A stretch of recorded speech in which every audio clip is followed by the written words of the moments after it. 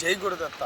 హర నమ పార్వతీపతయే హర హర మహాదేవ హర.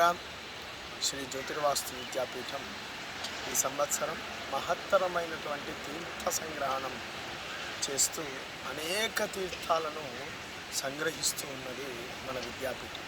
అందులో భాగంగా ఒడిశా రాష్ట్రంలోని గంజాం ప్రాంతంలో అతి గొప్పనైనటువంటి నది ఋషితుల్య నది. దాన్నే ఋషికుల్య నది అని కూడా పిలుస్తూ ఉంటారు. ఈ నది పేరు ఋషితుల్య నది.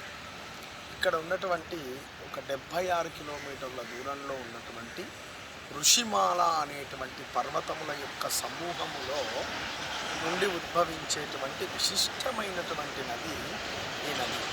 ఆ ఋషిమాల ప్రాంతాన్నే కాశ్మీర్ ఒడిశా అని పిలుస్తారు. ఒడిశాలో ఉన్నటువంటి కాశ్మీర్ అని ఉంటారు.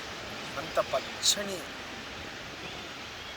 ఆహ్లాదకరమైనటువంటి వాతావరణానికి చిహ్నమైనటువంటి 7 పర్వత పంక్తుల యొక్క మాల, దాన్నే ఋషిమాల పర్వతములు అని అంటారు. ఆ ఋషిమాల పర్వతములో నుంచి ఉద్భవించినటువంటి ఈ ఋషితుల్య నది, ఆ పర్వతములు దేనికి సంకేతము అంటే సప్త ఋషులకు సంకేతమైనటువంటి పర్వతం.